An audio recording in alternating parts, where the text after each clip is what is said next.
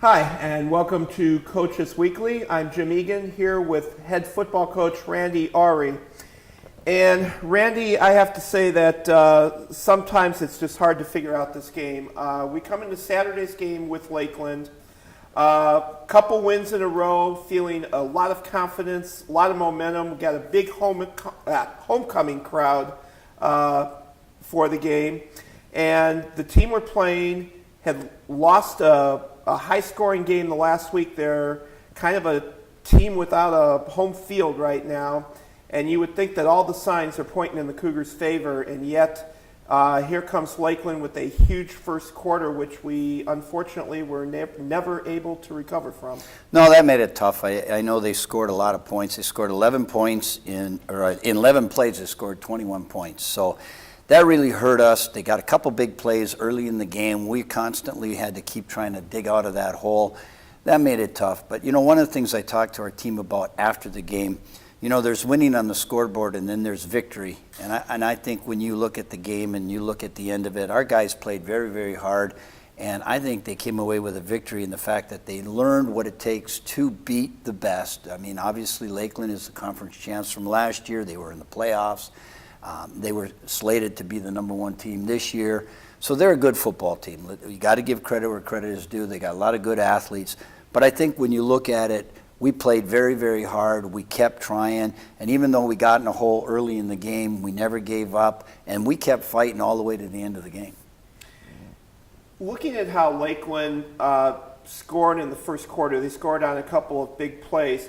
I couldn't help but think back to what you said on last week's show, in that everybody these days is going for offense, like a big-time quarterback or a big-time runner. It's like everybody's got to have, one or a couple of those kind of guys this year.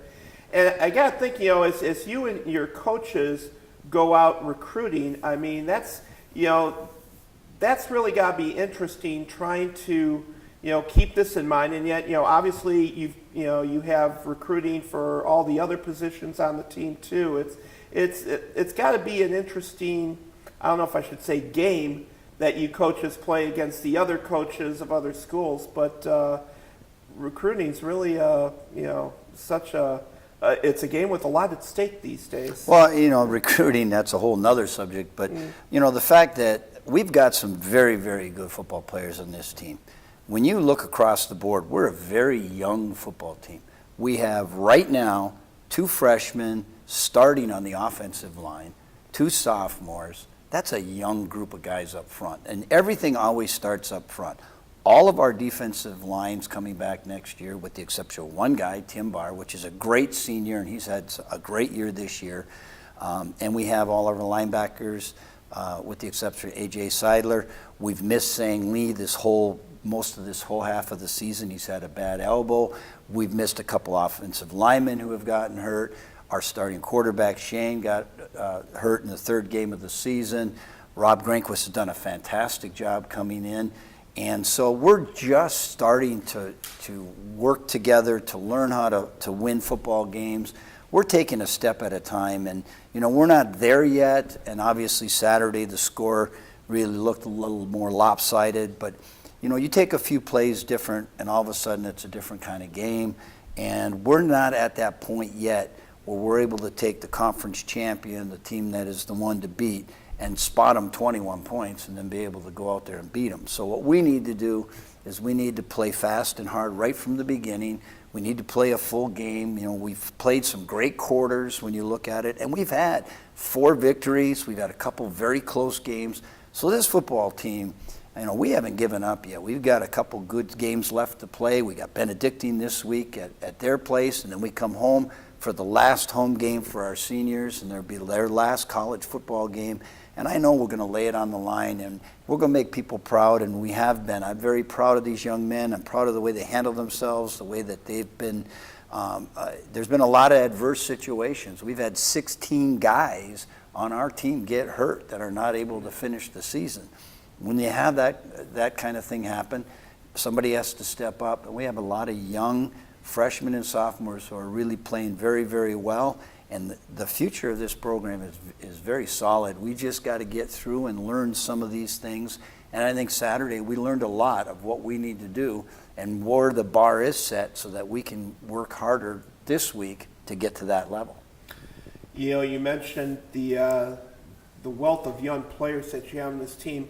Let's talk about two of them for a moment that were on the field in the last portion of the game and really worked well together. That was your quarterback, Emilio, and then the receiver, Brandon Kowalkowski.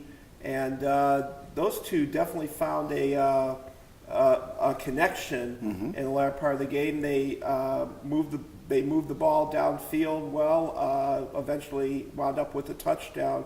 And it was good to see those kind of contributions, as you said earlier, too, off camera, but Kowalkowski, a big part of the special teams as well. Well, and you know, Brandon's done a great job. He actually, you know, is from the upper part of Michigan, so we are very proud of that. And so is Rob Granquist. So we've actually got two Upers on the team.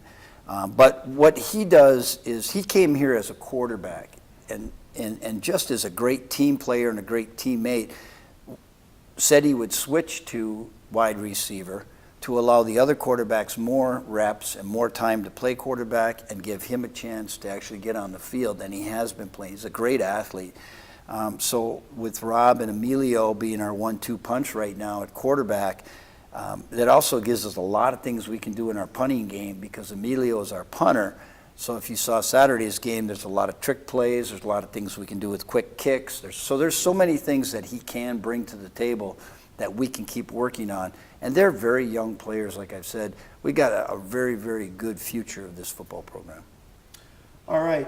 Now, as you said, Benedictine coming up this Saturday. Could you give us a quick scouting report on what the Cougars are going to see there? Well, Benedictine's a little bit of a different kind of a team. They're very sound and solid. They're very well coached. They're hard hitting. Their defense really gets after it a lot. They don't attack as much. They're a little bit more sit back and play a little bit more zone, where Lakeland was the type of team that liked to blitz and get people in our quarterback's face and like to play more man. I think that when you look at Benedictine's got a reason. Obviously, if they win out, they have a chance to win the conference. Lakeland's got to win out. You know, Aurora could win out and still win it. So there's a lot of teams that have 2 games here left that they've got to win them all if they want to have a chance. And hope, and some of them have to hope the other ones lose. So we can come in and be a spoiler, and that would be something we'd love to do. I think we just got to not worry about Benedictine and not worry about what the other team does and get back to this week just practicing what we do and do the things we do very well and go out there and perform top-notch Cougar football, 60 minutes, all those, cliches, but that's the stuff that we need to get working on this week so that we can go out there and perform our best on Saturday. All right. Thank you, Randy, for your time today. Cougars at Benedictine on Saturday. If you cannot make it in person, check the website at cucougars.com for the links to the live broadcast from Benedictine. For Randy Awrey, I'm Jim Egan. Thank you for watching Coaches Weekly.